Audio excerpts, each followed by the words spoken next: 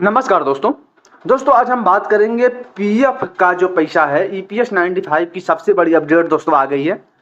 अब लाखों PF member जो पीएफ भरते हैं उनको फायदा होने वाला है। अब फायदा क्या होने वाला है, वीडियो लास्ट तक देखिए, आप लोगों को पूरा समझ में आएगा।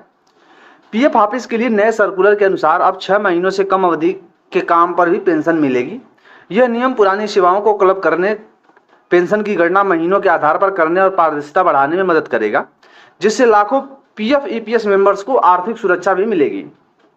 24 जून को पीएफ ऑफिस ने एक नया सर्कुलर जारी किया है जो सभी पीएफ मेंबर्स के लिए बहुत ही फायदेमंद साबित होगा। यह सर्कुलर खास उन लोगों के लिए राहत लेकर आया है जो कम समय के लिए किसी कंपनी में नौकरी करते हैं और उनकी पेंशन का पैसा नहीं मिलता था। नए सर्कुलर के अनुसार अगर कोई सदस्य 6 महीने से कम अवधि के लिए भी काम करता है तो उसे पेंशन का पैसा मिलेगा। पहले इस नियम के कारण लाखों पीएफ मेंबर्स जो 2 या 3 या 4 महीनों के लिए नौकरी करते तो उनकी पेंशन जो है सरकारी फंड में चला जाता था। इस बदलाव से अब छोटे कार्यकाल की पेंशन भी मिलने लगेगी। सर्कुलर की प्रमुख बातें। नए कानून की अवधि यह सर्कुलर 14 जून 2024 को जारी गैजेट नोटिफिकेशन के तहत लागू किया गया है। कैलकुलेशन के आधार पर अब सर्विस के साल की बजाय महीनों के आधार पर कैलकुलेशन होगी, यानी छोटे कार्यकाल को भी दोस्तों गिना जाएगा। प्रभावी तिथि, यह नया नियम 14 जून 2024 से लागू हो जाएगा। मतलब दोस्तों लागू हो गया है। अगर कोई कर्मचारी स्थिति के बाद टेसी भरता है तो उसे यह लाभ मिलेगा। जो 14 जून 2024 से जिन्होंने बाद में भरा है दोस्तों, उन लोगों को टेसी मिलेगा। पुरानी सर्विस का लाभ, पुरानी सर्विस को भी क्लब किया जा सकेगा, जिससे कि छोटे कार्यकाल को मिलाकर पेंशन की गणना की जाएगी। 58 साल की आयु सीमा, यदि किसी सदस्य ने 58 साल की आयु सीमा पूरी कर ली है तो उसे यह नया नियम का लाभ नहीं मिलेगा। कर्मचारियों के लिए दोस्तों राहत क्या है, यह नया सर्कुलर उन लाखों पीएफ मेंबर्स के लिए राहत लेकर आया है जो छोटी अवधि के लिए नौकरी करते हैं। अब वे भी पेंशन का लाभ उठा सकेंगे। यह बदलाव खासकर उन लोगों के लिए महत्वपूर्ण है जिनकी नौकरी की अवधि छोटी होती है और वे पहले दोस्तों पेंशन के लाभ से वंचित रह जाते थे।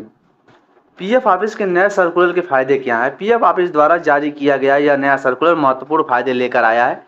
इस सर्कुलर में लाभ निम्नलिखित हैं, जैसे छोटे कार्यकाल की पेंशन। अब 6 महीने से कम अवधि की भी नौकरी करने वालों को, कर्मचारियों को दोस्तों लाभ मिलेगा जो पहले संभव नहीं था।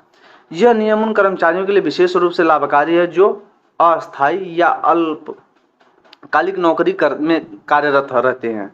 पुरानी सेवाओं का क्लबिंग, नए नियम के तहत कर्मचारी पुरानी सेवाओं को जोड़कर पेंशन का लाभ ले सकेंगे। यह उन कर्मचारियों के लिए महत्वपूर्ण है जिनकी नौकरी की अवधि अलग अलग छोटी छोटी सेवाओं में विभाजित होती हैं। सुनिश्चित और सुरक्षा, नए सर्कुलर से कर्मचारियों को पेंशन की निश्चितता मिलेगी और चाहे उनका कार्यकाल कितना भी छोटा हो। यह उन्हें वित्तीय सुरक्षा प्रदान करेगा और उनके भविष्य को सुरक्षित बनाएगा। पेंशन की गणना का नया आधार, पहले साल के आधार पर पेंशन की गणना होती थी, लेकिन अब महीने के आधार पर पेंशन की गणना की जाएगी। इससे यह सुनिश्चित होगा कि किसी भी अवधि का काम बेकार न जाए और हर महीने योगदान गिना जाए। सुधार और पारदर्शिता, नए सर्कुलर में पेंशन के नियमों में पारदर्शिता बढ़ेगी और कर्मचारियों को अपने अधिकारों की सही जानकारी मिलेगी। इससे पीएफ ऑफिस में कामकाज में सुधार होगा और कर्मचारियों का विश्वास भी बढ़ेगा। 58 साल की आयु सीमा, पेंशन के सदस्य बने रहने की अधिकतम आयु सीमा जो है 58 साल निर्धारित की गई है। इससे पहले 58 साल की आयु पूरी कर चुके लोगों को लाभ मिलेगा, लेकिन यह नियम वर्तमान सदस्यों के लिए महत्वपूर्ण है। पीएफ ऑफिस का यह नया सर्कुलर निश्चित तौर पर एक महत्वपूर्ण कदम है जो लाखों पीएफ मेंबर्स को राहत पहुंचाएगा। इस बदलाव में केवल वर्तमान में नौकरी करने वाले लोगों को लाभान्वित होंगे और भविष्य में भी लाखों लोग इस नए सर्कुलर का दोस्तों फायदा उठा सकेंगे।